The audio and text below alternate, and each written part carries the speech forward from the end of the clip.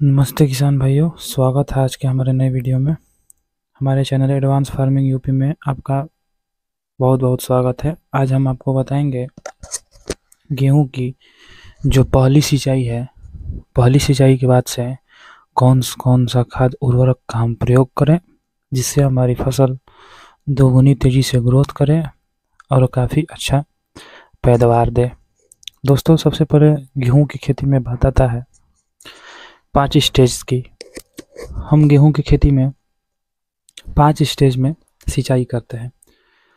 अगर हम गेहूं के जो फसल से फसल की दूरी है और क्यारी से क्यारी की जो विधि दूरी है उसमें हम 5 स्टेज करते हैं। नॉर्मली अभी गेहूं में 5 स्टेज में सिंचाई होता भी है। फर्स्ट स्टेज होता है जड़ बनते समय।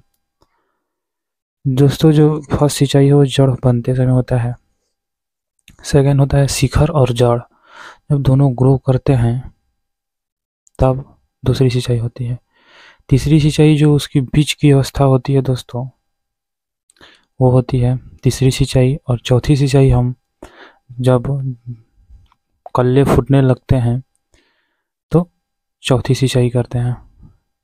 और पांचवी सिंचाई जब कल्ले फूट के उसमें दूध आ जाते हैं उसके बाद से करते हैं।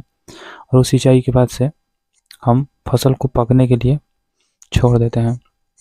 इस 5 सिंचाई से बीच में हमारा फसल कितना ग्रो कर रहा है, कितना आगे जा रहा है, उसके बारे में, कौन सा खाद उपयोग करें, कौन सा डीएपी डालें, कौन सा क्या डालें, कोई भी आपको नहीं बताता है। और आप कोई भी खाद दुकानदार से लेके डाल देते हैं जिससे फसल को काफ़ी नुकसान पहुंचता है और ज़मीन भी आपकी उर्वरा शक्ति खो देती है। दोस्तों, इसलिए हम इस वीडियो को लाए हैं, तो वीडियो में अंत तक बने रहिएगा। दोस्तों, बता दें सबसे पहले, जब फर्स्ट सिंचाई हम लोग कर देते हैं और खेत में नमी रहता है, बस पैर अंदर जाने में धंसे ना और खेत में नमी बरकरार रहे, उसमें हम दोस्तों सबसे पहले बता दें कि नैनो यूरिया जो होता है उसका प्रयोग करें तो काफ़ी अच्छा रहेगा।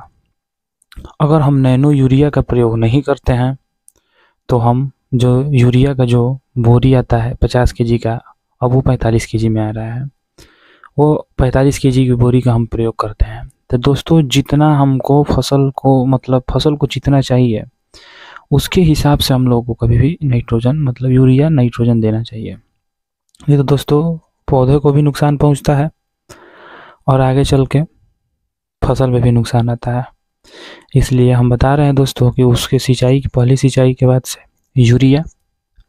यूरिया में डीएपी, डाई सल्फेट जो आता है, डाई जो नॉर्मली दुकान पे डाई बोलने पे भी काला काला सा रहता है, वो मिल जाता है, डाई सल्फेट और जिंक, ये 3 चीज़ मिला के हम छिड़काव करते हैं।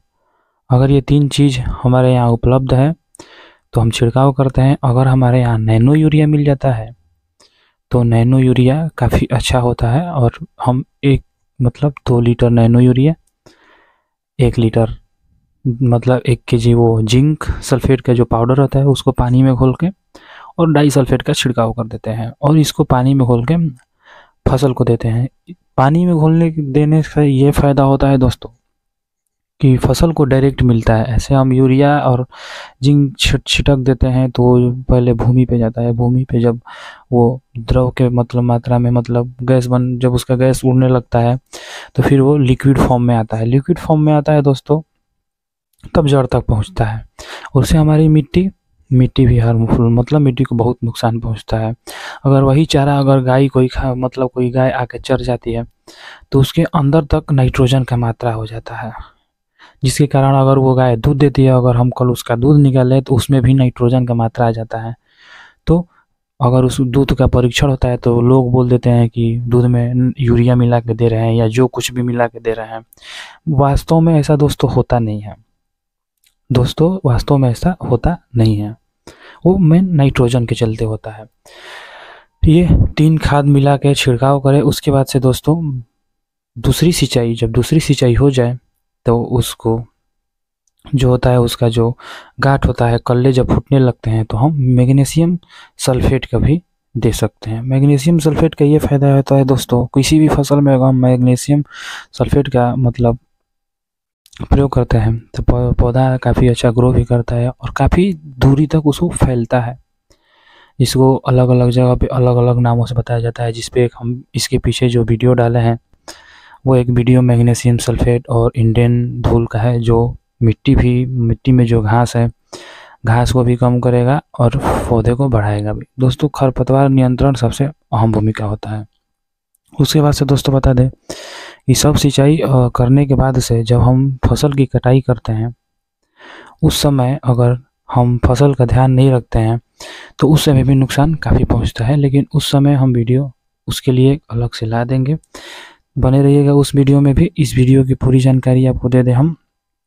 सबसे पहले बता दें दोस्तों कि इसमें सबसे जो मुख्य खरपतवार होता है, जिसको गेहूं के मामा बोला जाता है, फेलेरिस माइनर। फेलेरिस माइनर जो होता है दोस्तों गेहूं का मुख्य खरपतवार होता है। तो फेलेरिस माइनर को रोकने का भी हम आपको बता दें, ये तरीका बहुत अच्छा है, उसको भी हम अगले वीडियो में बताएंगे। अभी ये उर्वरक के लिए जो वीडियो था NPK।